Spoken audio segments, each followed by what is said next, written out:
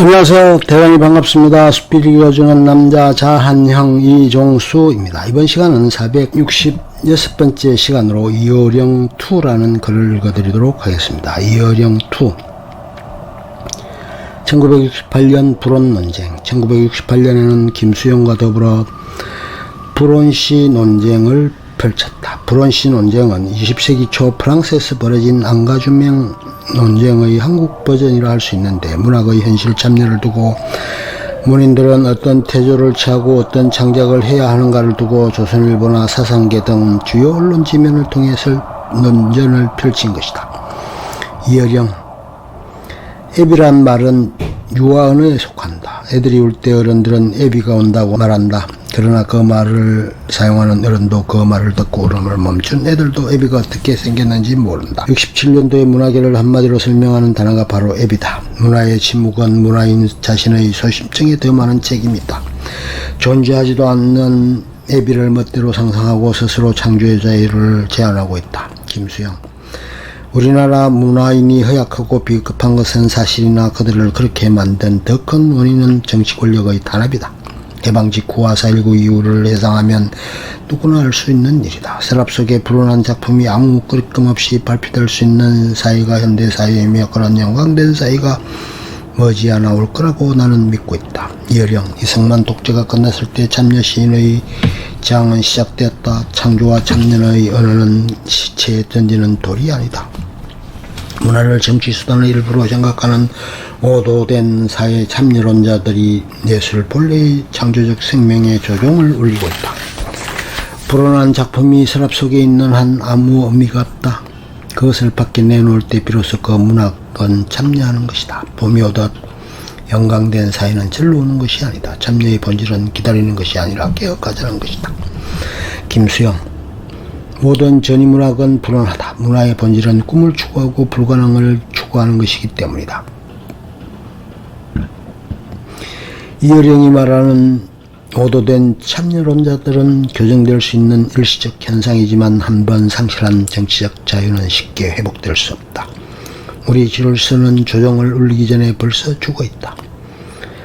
이어령. 김수영 추종자이기도 한 60년대 젊은 비평가들은 문학은 진보편에 써야 한다는 하나의 이데올로기만을 모든 문학작품에 강요하고 있다. 자기 이데올로기에 맞으면 비라 같은 글도 명작이라고 지켜세우고 조금이라도 벗어나면 어떤 작품이라도 반동의 낙인을 찍고 있다.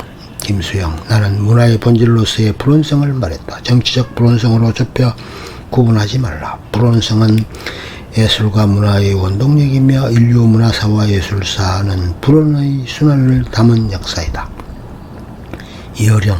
김수영의 불온성은 좁은 의미로 해석되는 까닭은 서랍 속에 불오는 작품이라 했기 때문이다. 문학적 불온이라면 무엇 때문에 서랍 속에 있겠는가? 문학의 가치는 동시적 불온성의 유무로 제한될 수 없다. 사실 이 불온시 논쟁은 곧 순수 참여 논쟁이 다시 발발한 것으로 볼 수 있는데, 이 논쟁의 흐름은 30년대 카프를 둘러싼 논쟁으로부터 시작된 것이었고, 직접적으로는 이어령 자신이 1950년대 말기부터 이미 순수문학을 공격하며 제학문학이 필요하다는 입장을 내세운 이래 논전이 계속해서 이어져 온 것이다. 조금 다른 점이라면 김수영이 내용상으로든 표현상으로든 불온한 시라고 할지라도 마음대로 발표될 수 있어야 한다라는 좀 더 급진적 형태의 참여문학을 주장한 반면, 이어령은 여전히 참여문학의 입장을 유지하면서도 그런 작품이 발표될 수 있도록 창작하는 문인의 철저성을 주장했다는 점.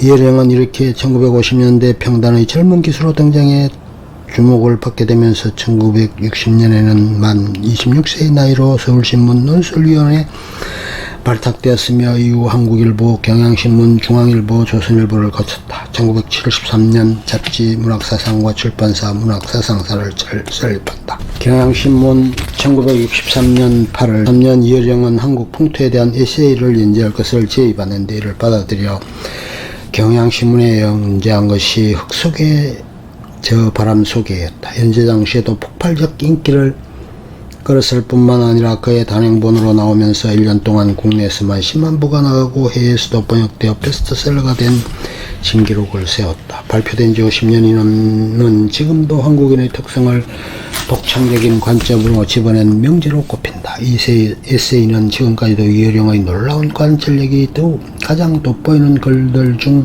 하나로 여겨진다. 언어적 특성을 이용한 분석, 통념적인 행위에서 새로운 의미 찾기를 통한 특유의 설명 방식이 본격적으로 등장한 에세이이기 때문이다. 제목 무슨 론 무슨 고하고 제목을 달던 시절에 적속에 저 바람 속이라고 붙여서 새롭다는 평가를 받았다. 단순히 풍토의 순서가 바뀌고 우리말로 바꿔서 지시 관행사 저만 덧붙인 것일 뿐이니 그리 대단한 창조가 아니었음에도 사람들이 안 하던 것이었기에 당시 사람들에게 새롭게 여겨진 것이었다고 이효령은 해고했다. 1982년 축소지향의 일본인. 나는 지금 희끗희끗한 새치가 돋기 시작한 대학 교수로서 혹은 시력 0점 위의 건시 안경을 낀 문해평론가로서 일본을 논하려는 것이 아니다. 그보다는 우선 국민학교 어린 시절로 돌아가 일본의 모습을 보고 생각하려고 한다. 스가에 꽂힌 책들, 그 중에서도 일본에 관한 그 많은 책들은 잠시 덮어두기로 하자. 그 대신 작은 어깨에 맨 란도셀 속의 흰 공책과 몽당 연필 한 토막을 준비해두고 싶은 것이다. 더욱이 빠뜨릴 수 없는 것은 말랑말랑하고 잘 지워지지는 지우길는지도 모른다. 단순한 알레고리로 하는 소리가 아니다. 실제로 나의 일본어와 그 지식의 대부분은 식민지 통치를 받던 국민학교 교실에서 배운 것들이다. 그런데 문제는 왜 내가 굳이 그 어린 시절로 돌아가 일본에 대해 말하려고 하는 데 있다. 이 당돌하고도 무모한 모험을 하게 된 이유는 그 유명한 안데르센의 동화 벌거벗은 임금님이 그런 용기를 주었기 때문이다. 어른들은 군쟁이 만들어낸 환상의 옷을 통해서만 임금님을 바라본다. 남들이 모두 떠들어대니까 임금님이 벌거벗은 것을 뻔히 알고 있으면서도 오히려 잘못은 자기 자신에게 있다고 생각하고 잠자코 있다. 그러므로 임금님의 알몸을 발견한 것은 아이들의 눈이었고 동시에 큰 소리로 그것을 말한 것도 아이들의 입이었다. 지금까지 일본에 대해 쓰여진 글들은 프랑스 패션북처럼 수많은 유행을 낳기도 했다. 그 중에서도 일본인, 외국인 할 것 없이 저명한 학자, 예술가, 평론가를 비롯하여 관광 예비에 보태쓰기 위해 쓰여진 것 같은 여행자에 이르기까지 실로 그 필집만 해도 천차만별이다. 일본에 하루쯤 있는 외국인은 아키히바라에 가서 전자제품을 사고 일주일쯤이면 후지산을 보러 가고 한 달이 넘어 일본 모르면 일본론을 쓴다고 할 정도니까 전쟁 전에는 그만두더라도 전후 일본에서 나온 일본론 저작이 1000권 이상이 넘는데도 이상할 게 없다. 국화와 칼, 하미에의 구조, 종적인 사회 등 것 책 제목에서 유행어가 된 것도 있고 거꾸로 일본 주식회사 이코노믹 애니멀 등 떠돌아다니던 유행어가 책의 주제로 동갑하는 일도 적지 않다. 일본에서 일본론이 베스트셀러가 된다는 것은 오미코시가 된다는 뜻이기도 하다. 곧 사람들이 모여들어 그것을 둘러매고 맞서리를 벌이기 때문이다. 그 흉에 신문 표제어로 쓰이기도 하고 잡지 건두 자담회의 제목이 되기도 한다. 이따금 술자리에서 안주 대신 오르기도 한다. 쓴 사람의 입장에서 보면 제법 엄숙한 강단 용어가 어느 때문에 대중가요의 한 구절처럼 거리의 골목길을 왕래한다. 그러므로 이런 형편에서 직접 자신의 눈으로 일본 문화의 알몸을 보고 만져본다는 것은 거의 불가능한 일이다.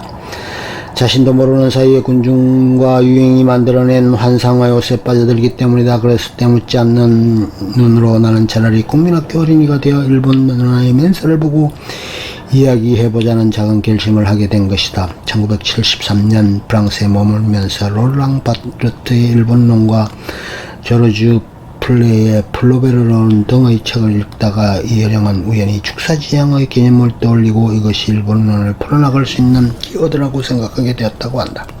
당시 문학상의 잡지관계로 자주 만나던 삼성출판사의 김봉규 사장이 그 말을 듣고 그 책을 일본에서 한번 출간해보자고 제의했고 이효령은 그 제안을 받아들였지만 당시 분주한 사정으로 이 계획은 점차 잊혀져 갔다.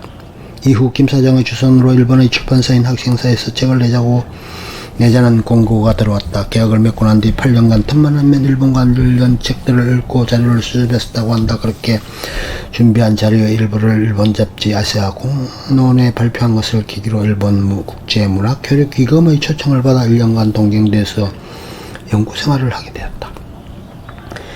이 기간 동안 책의 전체 분량의 1,000매가 넘는 논고지를 반년 만에 써냈다. 그것도 일본어로. 그야말로 등불출하며 집필한 이 책이 출간되자마자 일본에서는 베스트셀러가 되었고 각종 언론과 강연의 초청을 받게 된다. 한국인이 쓴 책으로는 일본에서 최초 베스트셀러에 오른 책이다. 이 책에서 여령은 그동안 일본론이 서양인과 비교한 일본인의 특징을 이야기한 것뿐이지 사실 그중 대부분은 바로 옛날인 한국에도 존재한다고 지적하면서 일본 문화가 가진 독창적인 특징이 바로 축소지향이라고 주장한다. 하이쿠, 분재, 트랜지스터, 줄부채 등 일본인이 가진 축소지향적 요소가 일본 공업사회의 거인으로 끌어올렸으며 반대로 침략의 야욕을 버리는 확대지향을 시도하려는 시도는 처참한 실패로 끝났다는 것을 지적하면서 도깨비가 되지 말고 난장이가 되라고 역설한다.